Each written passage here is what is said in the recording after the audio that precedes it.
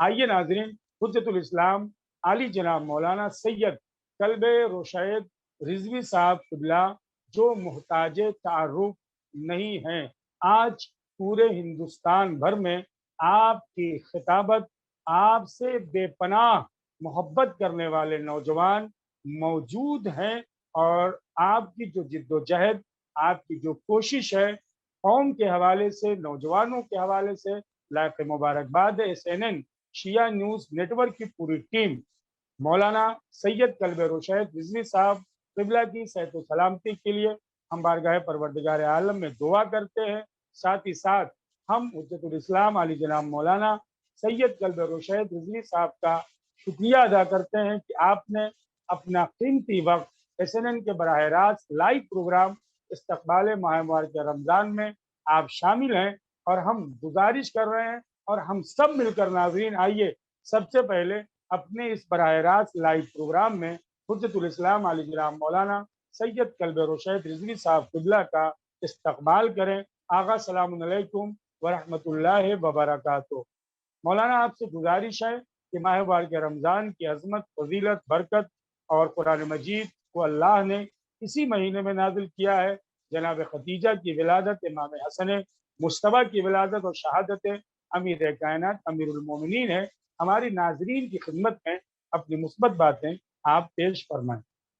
جی، معروفی صاحب کو نہیں سن پایا، اور حجت الاسلام اور اسلامی مولانا محبوب مہدی صاحب نے بھی بڑی اچھی گفتگو کی، اور حجت الاسلام مولانا سید محمد صاحب نے بڑی خوبصورت گفتگو کی۔ میرے خیال سے کوئی فلسفہ باقی بچتا نہیں ہے جس پر میں روشنی ڈالوں۔ بس اتنا سا اشارہ ضروری ہے جوانوں کے لیے کہ کوئی بھی بڑا آدمی ہو، جس ملک میں رہتا ہے اس ملک کا مالک کبھی کال نہیں کرتا، اس کی آفس کال کرتی ہے۔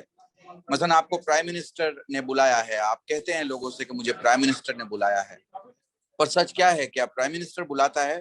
سچ یہ ہے کہ پرائم منسٹر نہیں بلاتا، اس کی آفس بلاتی ہے، اور اس کی آفس کا کوئی سیکریٹری، اس کا ایڈوائزر آپ کو ایک لیٹر لکھتا ہے آن بیہاف آف پرائم منسٹر کہ وہ پرائم منسٹر کی طرف سے کال کر رہا ہے، اور آپ پھر اس پروگرام میں جاتے ہیں تو آپ یہ ازیوم کرتے ہیں کہ آپ پرائم منسٹر کے بلاوے پہ جا رہے ہیں۔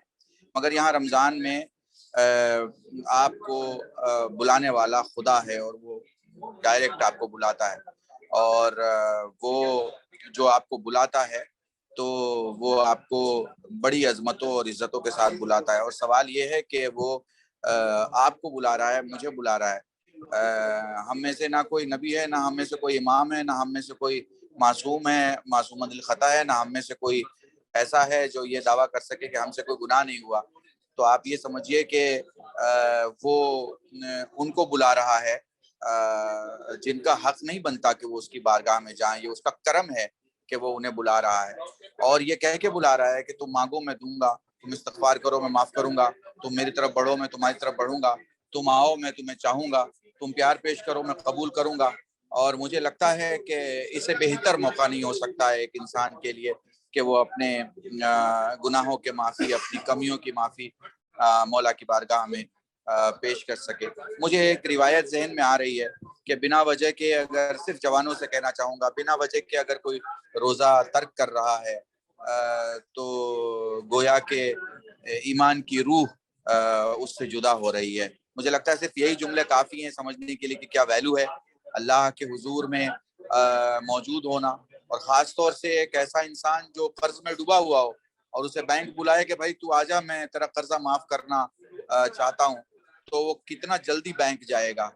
بالکل اسی طرح سے اللہ اس ماہ میں انسان سے سارے سال کے گناہوں کی معافی کے لیے بلاتا ہے کہ آجا میں تجھے معاف کر دوں گا، آجا جو تیری کمیاں ہیں ختم کر دوں گا، آجا جو تیری برائیاں ہیں انہیں نیکیوں سے تبدیل کر دوں گا، آجا جو تیری کاہلی ہے، سستی ہے، اسے بھی معاف کر دوں گا۔ تو مجھے لگتا ہے کہ اس سے بہتر سچویشن، اور جیسا کہ مولانا نے کہا کہ one of the spiritual time, اس سے بیسٹ کوئی ٹائم نہیں ہو سکتا کہ جب ہم اسپریچولیٹی کو محسوس کرتے ہیں۔ اور شاید امام نے اس کی طرف توجہ دلائی ہے، یہ کہا ہے کہ جس کا ماہ رمضان صحیح ہو جاتا ہے وہ یہ سمجھے کہ اس کا سارا سال صحیح رہے گا۔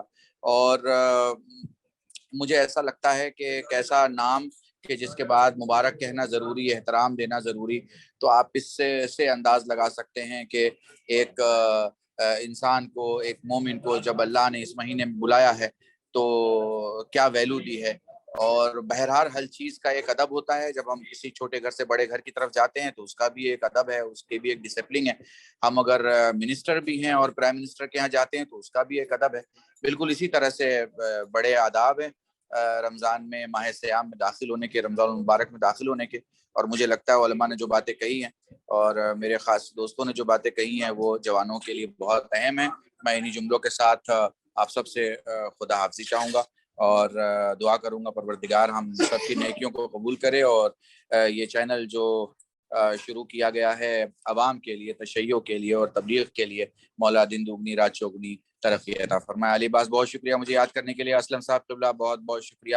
اور وہ سارے لوگ جو امریکہ، کینیڈا اور لندن سے جڑے ہوئے ہیں ان سب کا بے پناہ شکریہ.